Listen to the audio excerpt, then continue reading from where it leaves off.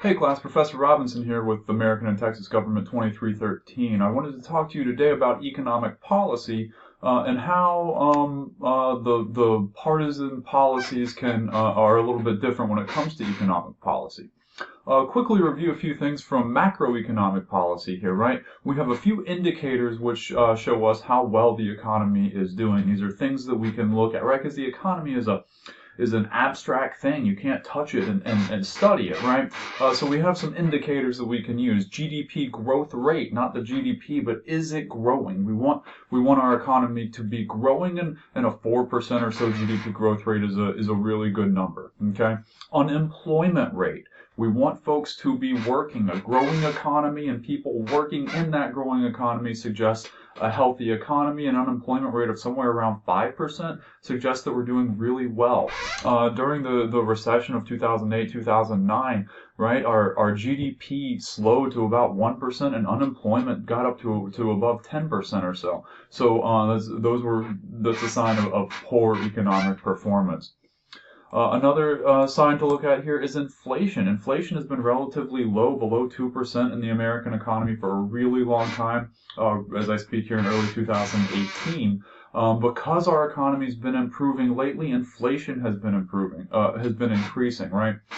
So there are some tools that the government can use to keep inflation low, and we'll chat about that here in just a second. Okay, but these are the things that we'll look at to make sure that the economy is doing well. There are some other things that you can look at that aren't quite as consistent in terms of identifying strong or weak economy, like consumer confidence and performance of the stock market. Okay. So let's pretend that we look at our economic indicators and something's not quite right. GDP growth is low, unemployment's a little higher than we'd like. What can we do to improve a lagging economy? Okay, so I've got 4 different tools here listed in my tool chest, and they're going to range in sort of intensity from monetarism and laissez-faire, which are relatively small ways to impact the economy, to Keynesianism and supply side, which can be bigger ways to impact the economy. I want to keep this lecture in the spirit of our last lecture on public policy, and let's remember that the Democrats believe in using government in a strong way to do good things for our country, and the Republicans believe in using the government in a more limited capacity. At least these are the fundamental positions or philosophical positions, right? And as we look at these economic tools, we'll see that the Democrats tend to be more in favor of the more forceful tools, and the Republicans more in favor of the less forceful tools. All right, so I'll just start from the top here. Laissez-faire is an economic practice of essentially leave it alone, right? Now, so the idea here is that, as I mentioned before, the economy is a complex thing. You can't touch it. You can't really study it other than through numbers and proxies, right? So because of this, this school of thought believes just leave it alone, allow it to run its course and do its own thing. The economy will do best when left alone, right? And you can see how, although laissez-faire economics is not really practiced today, it's most consistent with the Republican principle of limited government. Do not use government to interfere with the economy, okay? The opposite tool almost might be Keynesianism, named after a British economist in the 1930s who was trying to study the Great Depression. And one of the things that he noticed is the amount of sort of spending that occurs in the economy greatly affects its performance.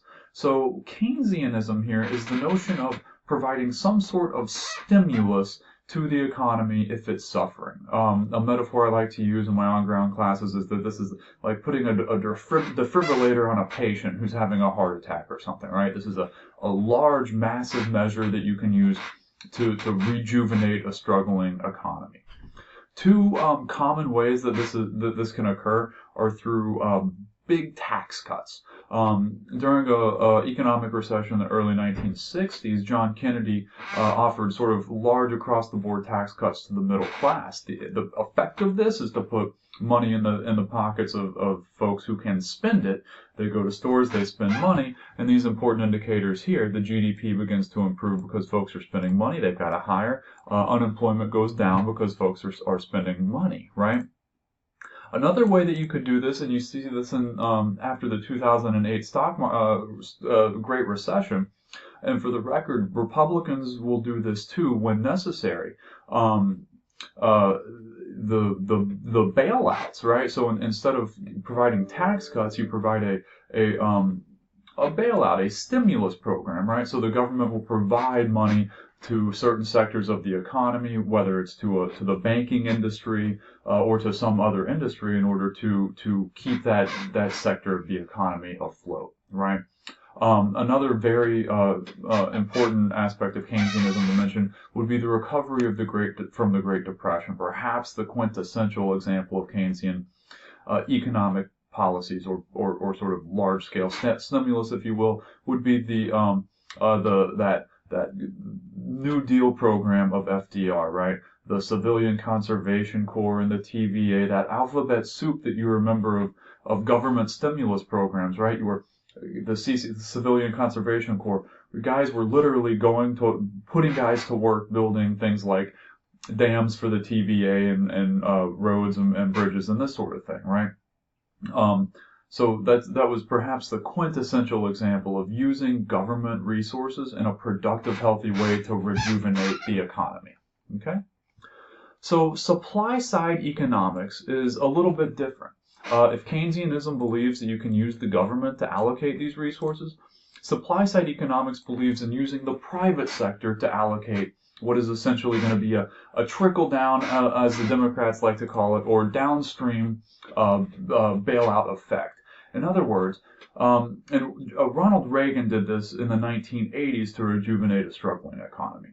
If you provide tax cuts to corporations and to the upper class, the train of thought is that because you're putting a lot more money into the corporation's pocketbook, right? They can use money to build new stores, for research and development, and this type of thing. And when you do that, what occurs is you're hiring people, and back up here to my indicators, right? You're hiring people. When you're doing research and development, you're buying things from other companies, right? So there's this sort of downstream effect of helping the economy grow. And notice the different philosophy here, right? Instead of using the government to provide these bailouts and stimulate the economy, you're simply cutting taxes to the top end of the economy and allowing that money to filter down naturally. The name supply side suggests that there's a little bit of a connection here to the sort of free market effects of this, right? And so again, it's a tool that does not use as much government interference. The Reagan tax cuts from the 1980s again, and I think that Trump's corporate tax cuts could also fall into this category from early 2018. So if laissez-faire is doing nothing, and if Keynesianism and supply side are two ways that you can make larger impacts on the economy, one through using government more and one through using government less, we'll look at monetary policy, or monetarism. Instead of a defibrillator, you're perhaps putting a Band-Aid on the economy, and it's a way to make smaller or slower incremental changes. The best way to summarize this would be through the argument that, or through the notion that, and this is a little bit more complex of a system than this, but I'm trying to summarize it simply for this purpose. The Federal Reserve is the nation's central bank. The best way to think about what happens with monetary policy, the Federal Reserve will loan money to Wells Fargo, right? And when you go and buy a house, Wells Fargo will loan money to you at a set interest rate, right? Well, the Fed will loan money to Wells Fargo at a little bit lower of an interest rate, okay? So when the Fed raises or lowers the interest rate, let's pretend that it raises the interest rate just a little bit. Well, Wells Fargo is going to raise the interest rate on your mortgage or on mortgages they're trying to sell just a little bit. When it costs, say, $1,000 to buy a home, and then the mortgage goes up to, say, $1,200, it's more expensive. Fewer people can buy the home. So when you raise an interest rate, one of the things that you're actually trying to do is slow down an economy. You want fewer people to purchase things. The opposite thing occurs when you lower the interest rate. It makes that home cheaper cheaper and therefore available to more folks. When that happens, think of all the downstream effects. Home builders have to build more homes, so they have to hire more folks they have to buy more machines and building equipment and tools, and so there's this big impact on the economy. So when you raise interest rates, one of the big things that it really does is it slows the rate of inflation, because a really hot economy with low supply and high demand, right? It's going to drive the price of goods up over time. So inflation is a good thing in a way because it suggests that the economy is performing, it's ticking along and performing, right? But you don't want it to run away and get too high. So really there's a balancing act between these economic indicators. And monetary policy is really a way to keep inflation under control, which is a sort of downstream way of making sure that these other sort of bigger indicators stay in those healthy ranges that I mentioned previously. Okay. So look, I want you guys to bear in mind as you're going to go and prepare for a debate somewhere in the field of economic policy.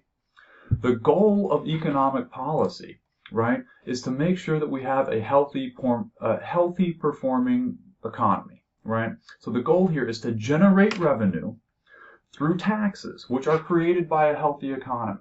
So if you don't have a healthy economy, you're not going to generate taxes, and you can't provide for the nation. The common defense and the general welfare, the purposes explained in Article 1, right? You can't do those things if you don't have revenue, all right? So there's two ways that you can approach this. Here's a loose pie chart of federal spending. If your debate topic is something like the Endangered Species Act, one that I love to debate, one of the ways that you need to think about this is our government can only do so much because they can only generate so much revenue through taxes. Should endangered species or Veterans Affairs or education, whatever the topic is, should we be spending that much of our resources on that topic? That's one of the inherent things in your debate. A Democrat might argue, for instance, education. Yes, educating children is a necessary and important thing, and therefore government can appropriately play a role in this because we're doing something helpful and good, right? A Republican might argue, I don't know if we really need government to be providing this service. Perhaps the private sector could provide it better. Perhaps military spending, the more essential basic government role, should be emphasized, and we should spend more there, right? So that's one way that you may be approaching this debate, right? Another way, instead of should my topic take up so much on the pie chart, is you may be given a topic like defend or attack corporate tax cuts, right? In other words, now you're getting into this notion of will this tactic effectively improve these numbers, providing for a healthy economy long term down the road? Okay, so there's sort of two different ways that your specific topic may fit into this economic policy area for the debate. So put some care and thought into it. As I or the professor teaching this course will be grading that assignment, one of the things we'll be looking for is to make sure that the arguments and ideas that you're making fit into the philosophical approach that the party would be, Democrats or Republicans would be using, right? So good luck with it and have some fun. And again, shoot me or the professor teaching this course an email if you have any questions or need any help with the project.